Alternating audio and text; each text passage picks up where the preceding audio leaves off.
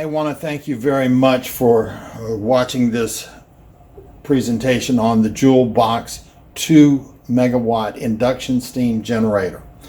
Before we get started, this is obviously not a professional video that we put together. This is only for training purposes internally and may not be used as a sales tool or disseminated to the public. That is not the purpose of this. This is just so our distributor can understand it better and how it works, especially in comparison to the original kilowatt size JouleBox.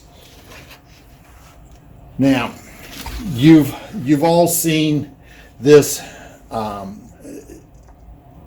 diagram on the 60 kilowatt JouleBox. Some of you have been into our office in Van Nuys and you've been able to see a demonstration of what is shown here. And this is showing the star motors that are used to turn both the blower that is creating wind and to turn the shaft that is turning a synchronous AC generator. Now, I have got videos that I've shown to everybody going through a complete demonstration of this technology. Now, when we started, the wind component here was put in there for the primary purpose of qualifying for wind incentives. In the United States, they were paying rebates or incentives for wind generation, but they never defined whether it was natural wind or man-made wind. So we put that component in it. But wind has never been the most efficient means of transfer of energy. So what we wanted to do in the megawatt is to take that out, take the wind component out, and replace it with the best transfer agent, which is steam. Now, 80% of all power generation in the United States is with steam, be it with natural gas, coal, nuclear power, geothermal, all of those, even concentrated solar that is creating steam to turn a synchronous generator. Now, there's very little difference that if you take the wind component out and pretty much swap it out with steam, then you're still just turning a synchronous generator. This is the 2 megawatt cluster. This is made up of 40-foot skids or 40-foot containers. So it's very easy to ship in and assemble in place. And there are 6 skids, but the footprint is only 40 feet by 24 feet by 16 feet high. It's a very small footprint for 2 megawatts of continuous power. Now, we still need electricity to create the steam. So what we have is the JouleBox down in the bottom that is creating electricity. What we do is we use that to convert to steam, and we then turn a steam generator. This is an off-the-shelf steam generator. There are multiple companies that we use, from Siemens to GE to Airpack. It is an off-the-shelf proven technology for a steam generator. And that's what we want when it comes to connecting to the grid.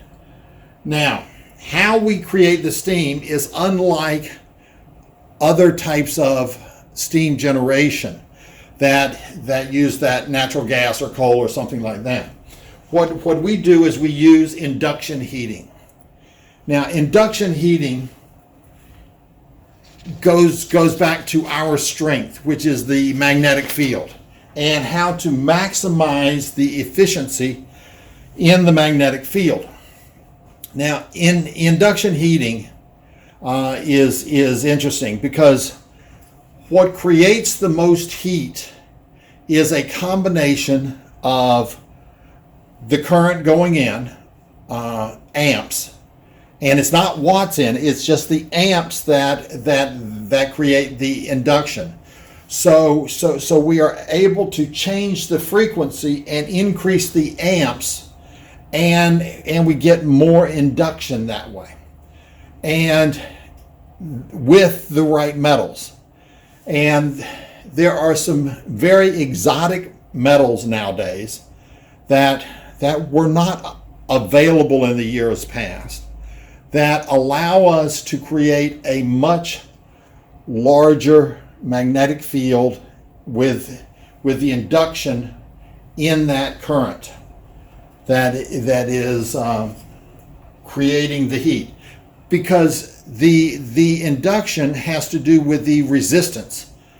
Now, in the Star motor, that was all about reducing the resistance, redirecting the back EMF.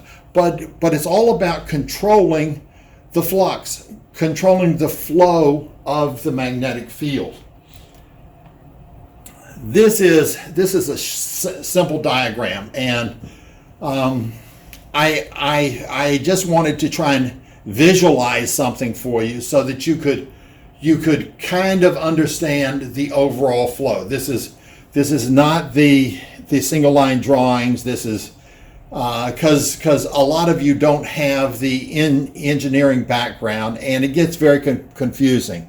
And the point is to try and make this as simple as possible so everyone can understand. What you have in the middle is the vessel. Some people call it the kettle. It is what is going to heat up the water to a very high temperature, so that when it's released, it converts to steam instantly and comes out with an enormous force. Now, to do that, we have our power source that is sending electricity into this kettle. Now, the induction heaters are on the inside of this kettle. So you have a conventional steam generation like coal or natural gas. What they have is a heater down in the bottom, or sometimes they'll blow it right through the middle of it. But there's a lot of heat loss that takes place because it is open to the air. Because to have that heat source, you have fire, and fire needs oxygen, so it's open, and a lot of the heat is lost and wasted.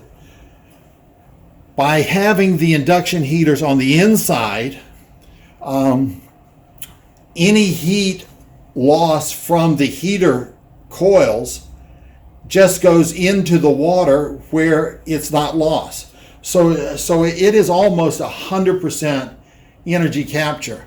And because of our proprietary technology that we're in the process of patenting right now, otherwise I would show that. But this is an induction coil. This is not like our induction coils inside, but it gives you the idea that when there's metal inside of the coil, it gets extremely hot very, very fast. That is then vented out in this red arrow into the off-the-shelf synchronous steam generator. The reason for a synchronous generator is that it automatically adjusts to the load that is being pulled off of it. So this is going to adjust up and down. There's no concerns there.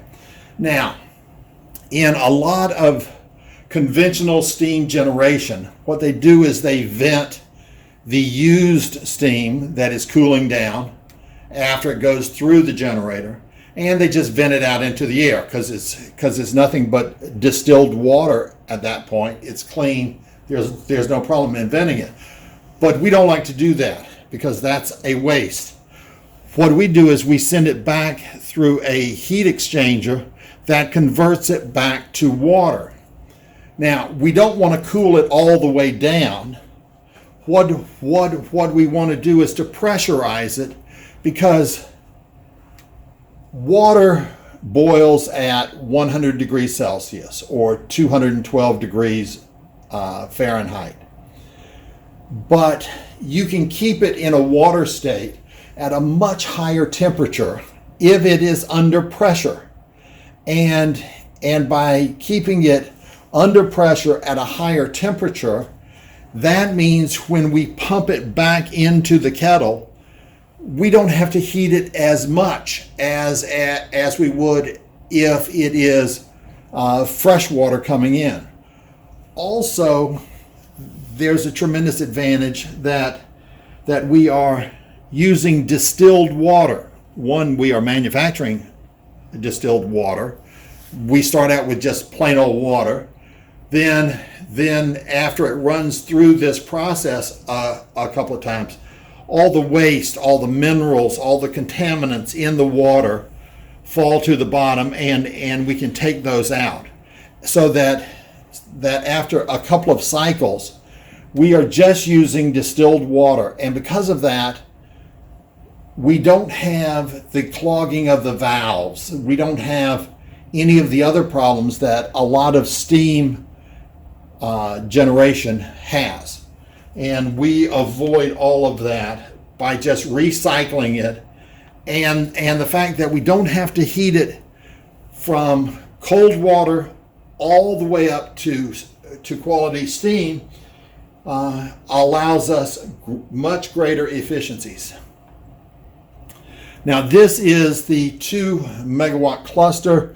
You've seen this in the documents that we have handed out previously. That gives all the specs.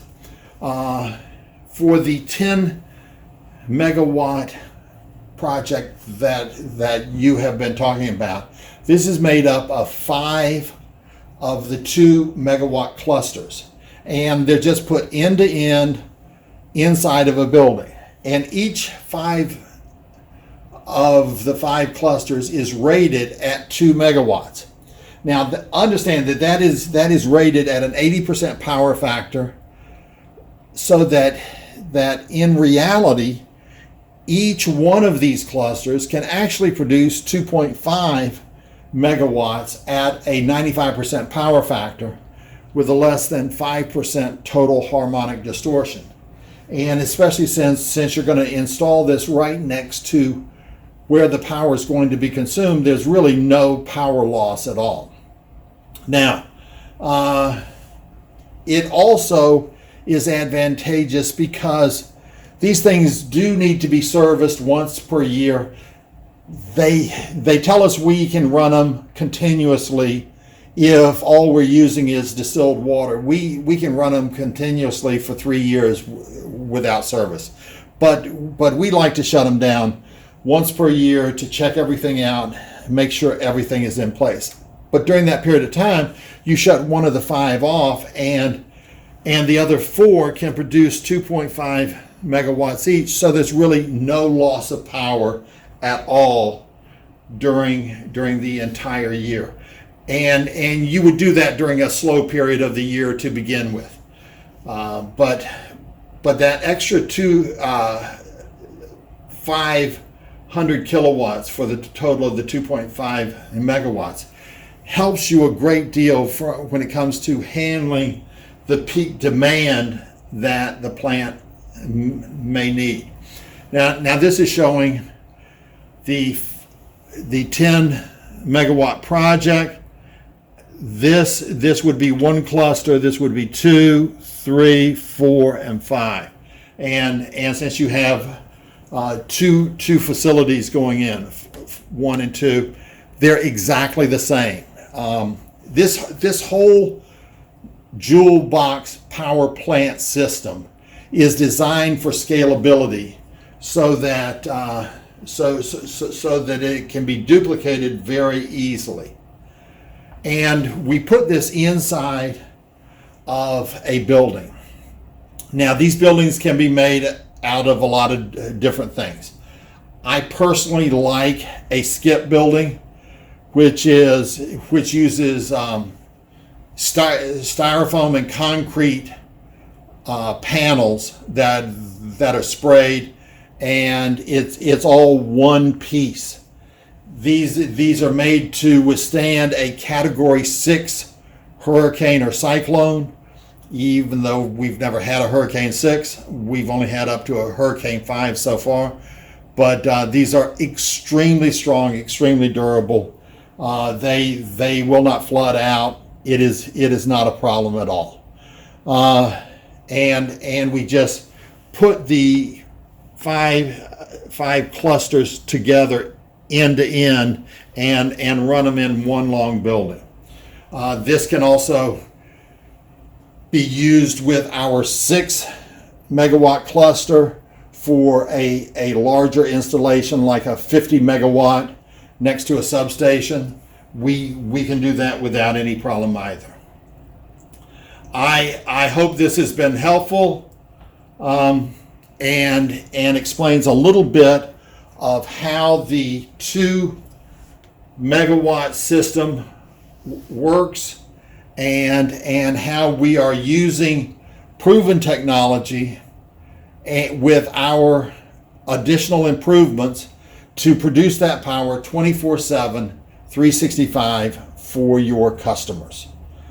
Thank you very much. And if you have any questions, feel free to get in touch with me at any time. Thank you.